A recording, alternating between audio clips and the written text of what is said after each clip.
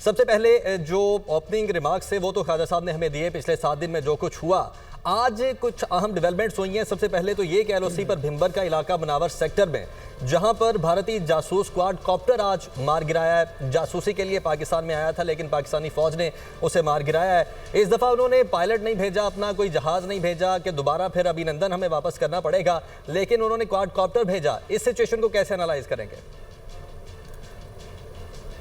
जी बिल्कुल, भिम्बर एक sensitive area है जहाँ पे इंडिया के पास इंटेलिजेंस के लिए क्वाड कॉप्टर्स हैं जिसको वो फ्लाई कर रहे थे। इसकी उनकी ट्रेनिंग बड़ी वाज़ेह तौर पे नज़र आती है कि क्वाड कॉप्टर को इवन मैन नहीं कर सकते। व्हाट टू टॉक ऑफ कि वो मैन जहाज़ों को जो है वो पाकिस्तान की इंटेलिजेंस के लिए जो है यहाँ पर सरहद पार भेजेंगे।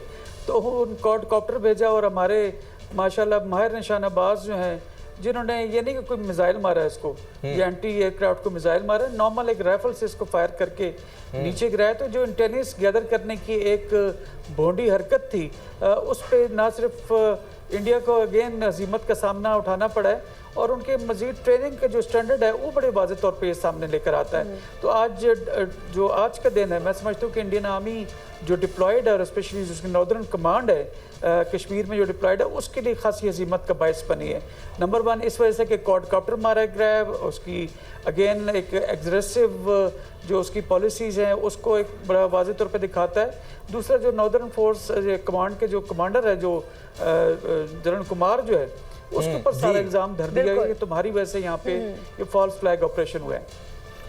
तो ये तमाम चीज़ें अगर आप देखें तो इंडिया के अंदर जो है इस वक्त जो मिलिट्री टू मिलिट्री जो रिलेशनशिप है विद इन इवन बटालियंस जो है वो बड़ी कमजोर नजर आ रही है। मिस कोऑर्डिनेशन जरूर के ऊपर है। तो अहमद साहब साइड यानी फ्रंट इजंट इट गुड के क्वाड कॉप्टर ही था, इजंट इट गुड के क्वाड कॉप्टर ही था, वरना दोबारा अगर कोई पायलट आता तो हमें उस पर मेहनत करना पड़नी थी, हमें उसकी मेहमान नवाजी करनी पड़नी थी, फिर वापस उसको इंडिया में छोड़ के भी आना पड़ना था। जी बिल्कुल ऐसी है। अभिनंदन को तो हमने उसका भेजा और चाय पिला के भेजा था, इस दफ़ा शायद बिस्किट और पेटीज भी खिलाएं।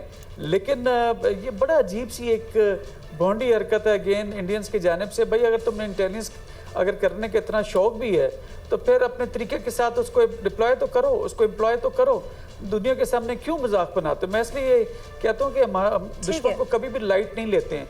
लेकिन ठीक हो गया, आपका पॉइंट ऑफ व्यू आ चुका है।